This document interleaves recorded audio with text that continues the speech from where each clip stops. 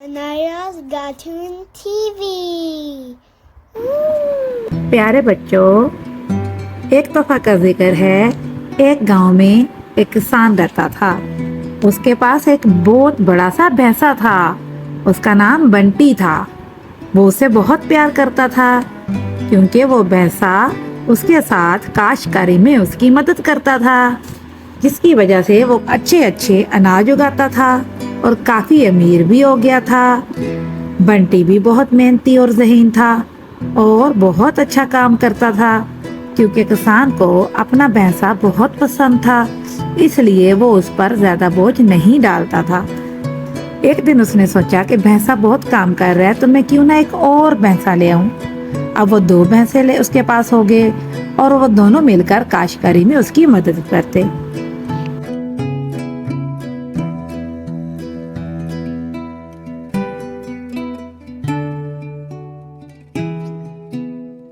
फिर एक दिन काम करते करते बंटी गिर गया और ऊंचा ऊंचा बोलने लगा। किसान समझ गया कि बंटी अब और काम नहीं कर सकता क्योंकि उसकी हिम्मत अब आहिस्ता आहिस्ता खत्म हो रही है। अब किसान उससे बहुत प्यार भी करता था, इसलिए उसने सोचा कि इसको बेचने की बजाय बंटी को जंगल में आजाद छोड़ देते हैं। वो बंटी को जंगल में ले गया और उसको आजाद छोड़ दिया और उससे कहा कि जाओ दोस्त, अब तुम आजाद हो, अब तुम्हें और काम नहीं करना पड़ेगा, तुम अपनी मर्जी से जिंदगी गुजारो। बंटी भी बहुत खुश हुआ। वो जंगल में फिरने लगा और वहाँ की नदी से ठंडा ठंडा पानी पीता और ताज़ा ताज़ा घास खाता। जब उसे एक दिन रहने की फिक्र हुई तो उसे एक गार नजर आया। वो उसके अंदर चला गया और उसने देखा गार काफी खुला था और उसे वो थोड़ा थोड़ा सा गर्म भी महसूस हुआ। वो बहुत खुश हुआ कि ये तो रहने की बहुत अच्छी जगह है। वो उधर रहने लगा। वो हर रोज बाहर निकलता, पानी पीता, सबज सबज घास चरता और गार में जाकर सो जाता।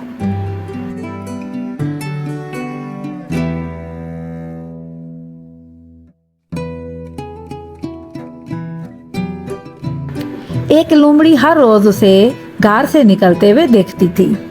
उसने उस पर कुछ दिन से नजर रखी हुई थी। वो भैंसे के पास आई। उसने उसे कहा कि लगता है तुम इस जंगल में नए आए हो। भैंसे ने कहा, नहीं, मैं नया नहीं हूँ, मैं काफी दिनों से इधर ही हूँ। लोमड़ी बोली, नहीं, पता है तुम्हें पता मैं कौन हूँ? मैं जंगल का बादशाह हूँ और ये मेरा गार है। भैंसा हंसा और कहने लगा, जाओ जाओ, तुम जंगल का बादशाह कैसे हो सकती हो, तुम तो इतनी छोटी सी हो। लोमड़ी ने कहा, नहीं, मैं बादशाह हूँ तो मेरे आगे झुको और मुझे सलाम क्या करो। तो भैंसे ने कहा, नहीं, मैं बहुत बड़ा हूँ तो मेरे आगे बहुत छोटी हो, मैं तुमसे तुम्हें ना सलाम करूंगा और ना मैं तुम्हें बादशाह मानूंगा। लोमड़ी को बहुत गुस्सा आया। भैंसा ये कहकर अपने घर में चला गया। लोमड़ी ने सोचा, मैं एक दिन तुमसे इस बेइज्जती का बदला जरूर लूंगी। एक दिन भैंसा गार में ही था तो उसने बाहर देखा तो एक शेर आ रहा था। भैंसा बहुत घबराया और सोचने लगा, लगता है वाकई इस गार का मालिक आ गया है, अब क्या करूं, ये तो मुझे खा जाएगा।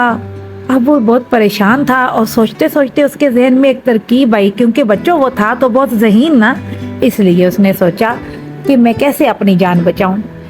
यूं ही शेर गार के पास पहुंचा तो क्योंकि गार के अंदर बहुत अंधेरा था, अब बंटी को तो शेर नजर आ रहा था लेकिन शेर को बंटी नजर नहीं आ रहा था। तो बंटी ने मोटी सी आवाज निकाली और कहने लगा, लगता है जिसका इंतजार था वो आ रहा है। फिर एक और आवाज निकाल के कहता है, चुप चुप, आहिस्ता बोलो, वो सुन रहेगा। तो फिर बंटी ने कहा, लगता है वो और पास आ रहा है, वो तो बहुत खूबसूरत है, खाने का बहुत मजा आएगा, तो बड़ा लजीज है। फिर एक और आवाज दोबारा से दूसरा जानवर बन के बोला, कहता है, हाँ हाँ, अब तुम चुप रहो, उसको अंदर आने दो, वो अंदर आएगा, हम दोनों मिलकर उस पर हमला करके उसको खा जाएंगे। शेर ये सारी बातें सुन रहा था। शेर बहुत डरा, वो बहुत परेशान हुआ। उससे लगा अंदर कोई बहुत होनहार से दरिंदे हैं। तो शेर ये बातें सुनकर वहां से भागना शुरू हो गया।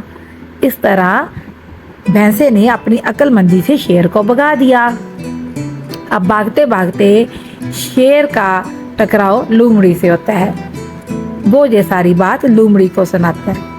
लोमड़ी उसे कहती है, नहीं नहीं, वहाँ पे कोई होनखवार दरिंदा नहीं रहता, वहाँ तो एक भैंसा है, मैंने देखा है उसे।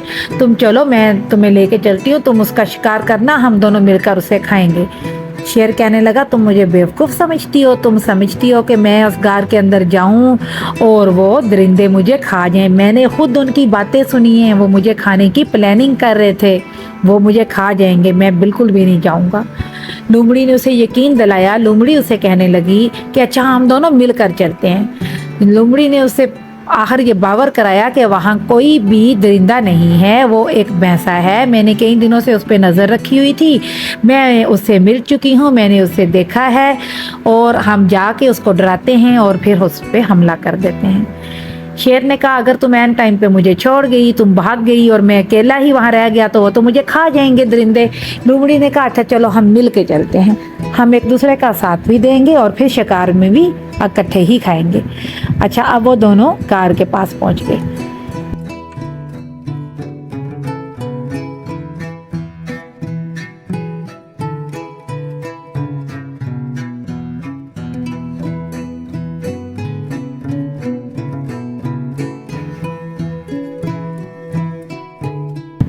जब भैंसे ने बाहर से आते हुए शेर और लोमड़ी को देखा तो वो समझ गया कि ये ज़रूर लोमड़ी की चाल है। लोमड़ी ने ही शेर को ये बताया होगा कि यहाँ भैंसा रहता है और वही उसको लेके आई है।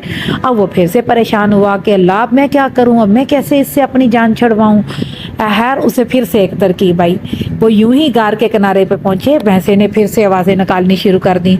उसने कहा, लोमड़ी, तुम्हें मैंने कहा था कि 2 शेर लेके आना, हम 2 हैं, हम दोनों ने मिल के खाना था, तुम 1 शेर ले आई हो, तुमने हमें धोखा क्यों दिया? अब शेर बड़ा परेशान हुआ। शेर ने लोमड़ी की तरफ देखा। लोमड़ी का, नहीं नहीं बादशाह सलामत, ये झूठ बोल रहा है, मैंने ऐसा कुछ नहीं किया। शेर ने कहा, तुम उनके साथ मिली हुई हो? अच्छा। भैंसा फिर से बोला, अच्छा, मुझे गुस्सा तो बहुत आ रहा है, हम दोनों ने मिलके खाना था, अब कोई बात नहीं, तुम इसे ही अंदर ले आओ, हम इसे ही आधा आधा करके खा लेते हैं। शेर बहुत परेशान हुआ। शेर ने कहा, ये तो मुझे फंसाने के चक्कर में है, ये तो मुझे अंदर भेजेगी और मुझे तो ये दरिंदे खा जाएंगे। अब शेर बहुत घबराया और शेर और लोमड़ी वहां से भाग गए। देखा बच्चों, भैंसे ने अक्लमंदी से काम लिया और मुश्किल हालात में पुरस्कून रहा और शेर को हमेशा के लिए भगा दिया। इसलिए हमें चाहिए, हालात कैसे भी हों, हमें परेशान होने की बजाय पुरस्कून रहना चाहिए और दिमाग को इस्तेमाल करते हुए सही फैसला करना चाहिए।